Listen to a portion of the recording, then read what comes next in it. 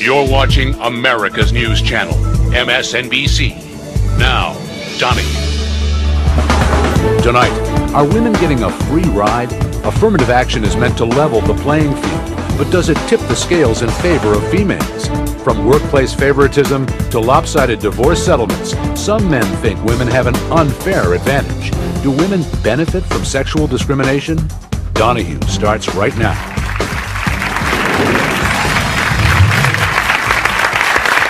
Hello and welcome to Donahue. We're coming to you from Rockefeller Center in New York City. Women have fought passionately for equal rights for decades. Have they caught up to men?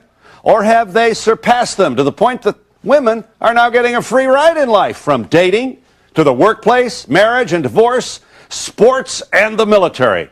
That's the issue tonight. And I begin with Warren Farrell, author of several books including Father and Child Reunion, where he argues that children raised by single fathers do better than when raised by single mothers. What? You're on, Dr. Farrell. Are women getting a free ride? Phil, yes, they are. And as you know, I used to be on the board of NOW, so in the National Organization for Women in New York City. And, right. And yes, now they're getting a free ride, Phil. We're living in an era of the multi-option woman and the no-option man. Well, a woman doesn't have to register for the draft. Men do. We go out to the good restaurants. You find women still being paid for.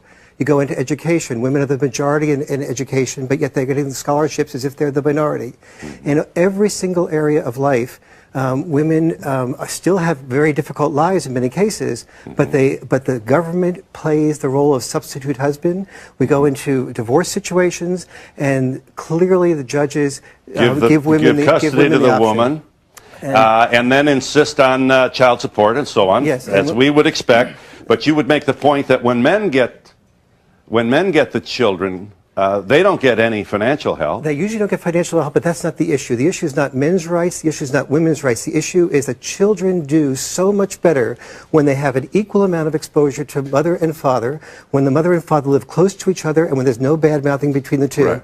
If you want to do the best for the children, you simulate the intact family in the case of divorce. Gloria Allred. Well, do you believe what you're hearing? I obviously disagree with it, Phil, because it's ridiculous. Women are not getting a free ride. Women have a long way to go. They can't collect their court-ordered child support. They're forced onto welfare. Many of them are sexually harassed on the job, being denied equal employment opportunity. 1 out of 3 will be raped sometime in her lifetime. They are battered. We still don't have the protection of the Equal Rights Amendment that your wife, Marlo Thomas, worked so hard to win. We want our daughters to have equal opportunity, and we're going to fight to win it. Well, where is all this? Whoa. Well, the men may need security before this program is over. Well, the editor-in-chief of Stuff magazine is Greg Gutfeld. Weigh in here. You've listened up. What do you think? Well, I just don't think Gloria feels strongly enough about her point. God, my ears are still ringing. I think it's somewhere right in the middle. I think women should get a free ride in many cases just because they're more attractive than men. And from there, I think that's from a biological necessity. That's the way it should be. All right. Now, when you get into the workplace and you get into, say, the Title IX controversies, maybe it's overstepped its boundaries. But from my perspective, from a biological necessity, men should take the leading role in some cases and allow women the opportunity for a free ride. Mark Angelucci is president of the LA chapter of the National Coalition of Free Men. Well, shouldn't I be a member of this? Free men. I'm a free man. Tell me your thoughts. Well, what we've just heard here about the biological necessity, unfortunately, is how most male judges and male politicians think. And that's why they're constantly denying men free access to their children. Right. That's why our government spends 4 times more on breast cancer research than prostate cancer research, even though they kill the same number every year.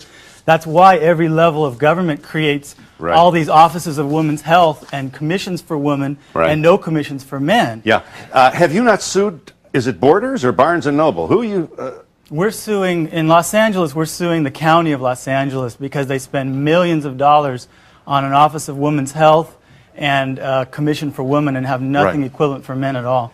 You don't want to talk about the bookstore? Well, the bookstore, that was a different issue. Well, tell them. Why did you do it? I petitioned Barnes. I sat outside Barnes & Noble and gathered 1,000 signatures from both men and women equally to get a men's studies section.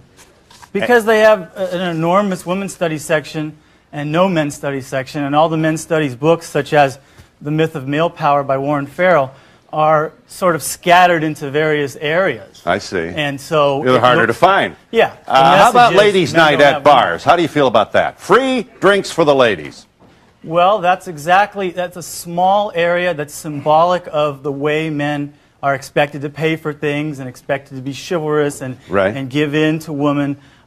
Just paying for dates, taking risking. Wait a minute. Let me just say the real. Finish, man. Wait a minute. Well, we will. Now let's. We're 3 minutes in. You're already. Hang on a minute. I had to pull teeth to get you to talk about borders. Now give her a chance here for just a second. I mean, the real economic discrimination against people in this country is mainly against women. I have filed lawsuits against dry cleaners who have charged more for women's dry cleaning for the same shirt than they've charged for men's dry cleaning. I have filed and I got them to change the policy. Yes, you I did. have filed a lawsuit against a hair salon that charged more for little girls' haircuts than they did for little boys' haircuts, even though it took the same amount of time, the same expertise. I've filed lawsuits against Saks Fifth Avenue that charged more for women's alterations than for similar men's Successfully alterations. so. And they changed. So you would support him then? Their policy, but the problem is there's still widespread economic discrimination against women. We earn less, and then we have to pay more, and that's unfair. Incidentally, it was Barnes and Noble was the object of your Gloria, small did you also demonstration. file suits against auto insurance companies and life insurance companies for charging men more simply because they're male? Did you file suit against the government for forcing only males to register for the draft? Did you file suits against all the discrimination men are facing? Wait a minute. Well, I'll answer that question. Since you asked that question, I'll be happy to answer it. Women do not earn more. They earn more based on working longer hours and more dangerous jobs. Men. Women do not earn less. I'm sorry. Obviously, he doesn't want the answer to the question. Excuse me. Men make 94% of occupational This is going to be a long show. If you're going to be that. 90% of the overtime. They have longer commutes. Even the show is named after Phil, should not be a filibuster. Hang on one second here. Let's see if we can't all get along here. Yes, sir. Hey, guys. Understand something. The reason that a bar has a ladies' night is to attract men. That's it. It has nothing to do with it. It's a vehicle of... Yeah, but it's still, she gets the free drink, you don't. That's all. Can we help? It is a vehicle of commerce promotion. It's a promotional idea. And if only men are willing to pay more than women in those bars, then they're in there for different reasons, and the men are being disillusioned by what's happening in there. Gloria. Maybe actually, in your case. I oppose... No, in yours, sir. Not in my case. No, I don't go to those bars. Phil, I can't remember back when I was young May I enough. respond, please? Yes. Yes. I oppose ladies' night at a bar. Women should not get special rights. Neither should they have lesser rights than men. Women should not be used as bait to lure men in. Men shouldn't be used as bait to lure women in. As a matter of fact, that's illegal sex discrimination in California. We've had cases on that. I don't know how you look into a man's soul. And I oppose sex discrimination, whether the victim is a male or the victim is a female. Right. Now, I'll tell you another grievance that we're hearing more and more. Men are made to look foolish on television. On television, in commercials, I'm going to prove it to you. I've got a break here. Let me just give you an example of what I'm talking about. We see it on TV, in books, movies, and even greeting cards. Men being made to look stupid. What would happen if men made fun of a woman's sexual problems? How would women react? Take a look at HBO's Sex and the City. One man's impotence drew a rise out of the girls. Roll the tape. How would you feel if I gave you a cardboard cutout of a big flaccid penis? It's not so funny now, is it? Don't you bring that flat baby in here, I will kill you! How dare you talk to me like that in front of your friends? Oh, they know all about your penis problems and they're just sick of hearing about it. Oh, my goodness. I got to start watching more cable.